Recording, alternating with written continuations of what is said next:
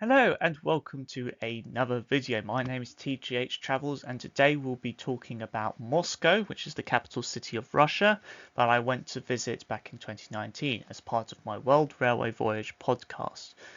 This is the second part of my Russia trip that I'll be doing on this series for YouTube, and I believe it's part 5 overall on the series that I'll be doing. So without further ado, let's get started. So this is our 10th major stop on our trip, and that happened to be Moscow. So as I mentioned before, it's the capital city of Russia. It's also the largest city. There's around 30 million inhabitants, and it's been the capital of Russia since 1918. It's home to St. Basil's Cathedral, which we'll be talking about later on in the video. And as you can see, there's a photograph I took on the right.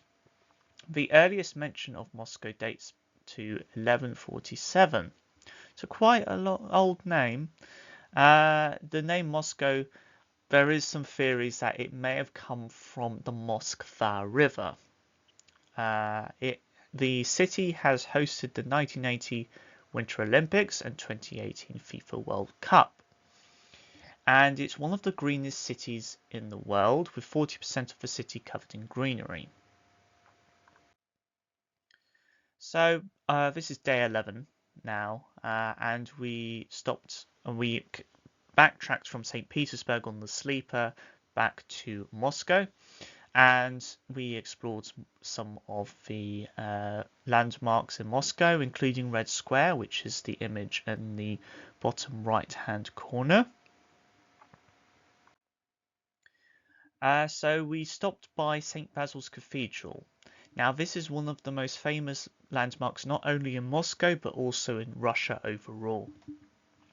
It was actually built from the years 1555 to 1561 under the orders of Ivan the Terrible, who was in charge of the country at the time.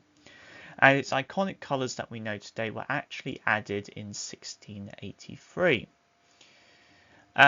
So there was a period where religion and the Orthodox was the main religion at the time.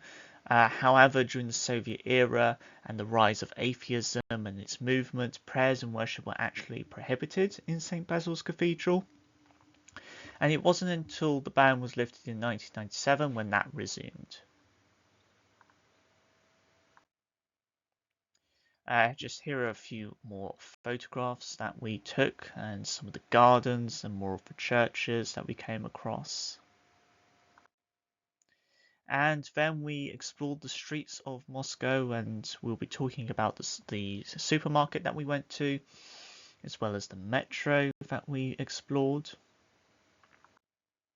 So here is the metro, the Moscow Metro, and it is 332.6 miles long, or 535.3 kilometers long. It was opened on the 15th of May 1935, and it was the first underground system in the Soviet Union. At the moment, there are 16 lines and 304 stations. And there are quite grand stations.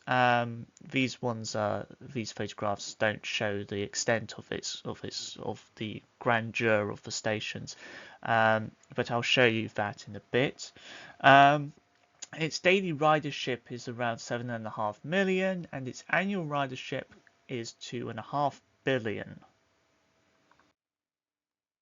So this is the GUM shopping center in Moscow. Now there are 100 different brands in GUM, and it houses cafes and restaurants. And before the 1920s, it was known as the Abbott Trading Road. So we did some shopping here in preparation for our big sleeper on the Trans Siberian Railway. And here we go. These are the photographs I wanted to show you of the sort of extent of the grandeur of the Moscow metro network. There is some really good architecture and some really good statues and artwork and mosaics of on the Moscow metro. Um, and there's some interesting like lore and history behind it, including a statue here of this cockerel. Now, legend says this particular cockerel, if you stroke this cockerel, then you're guaranteed good luck. So that's why it's very shiny, because people have touched the cockerel as they've walked past. It was like a similar situation. There was a statue of a dog, and where its muzzle was, a lot of people had stroked it, and so it was really shiny and looked like gold, even though it's bronze. Now there is another statue of a cockerel, which apparently if you stroke you get bad luck. So that is not so shiny as this cockerel. So it's just one of those things that people may or may not believe in Moscow. Now this is a really interesting museum. I really like this museum. It is the Memorial Museum of Cosmonautics. So this is Russia's sort of space program, or what it was during the Soviet Union. And so for those who don't know, the United States and the USSR back in the 50s and 60s had this space race to try and get to the moon and send satellites and send people to space, including animals. The USSR actually managed to send the first satellite, the first man, and the first woman to space, beating the Americans. However, as we know, the Americans got to the moon first. Now, this museum was established in 1981 and receives around 300,000 visitors annually. And there are around 85,000 items in the collection. So it is a really good museum. In normal times, I would say, of course, go and see it, but I won't go into details about that. Here are a few more photographs. Now, this is really good. This is what I found really interesting. So here are some of the food that the Soviets took up with them to space, and these are tins of caviar. Now, we had caviar on the Trans Siberian Railway, which we will definitely get back into in the next video, but these are tins of caviar that the Soviets took up to space, and here's some of the cutlery, some of the other foods that they had, and so it showed what they took up to space. Here's some of the uniform that they would wear up in space, and so, like some of the other satellites and space shuttles that they would send up to. So it was a really good museum, fascinating stuff. I really enjoyed it. And here's outside. They had lots of fountains outside the museum in the center picture here.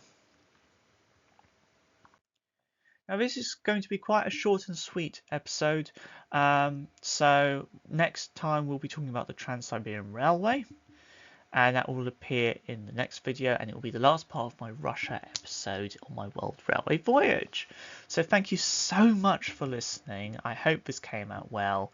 I have had some difficulty with recording this episode, so thank you very much for watching. I appreciate your time, and I'll see you in the next video. This is TGH Travels signing off.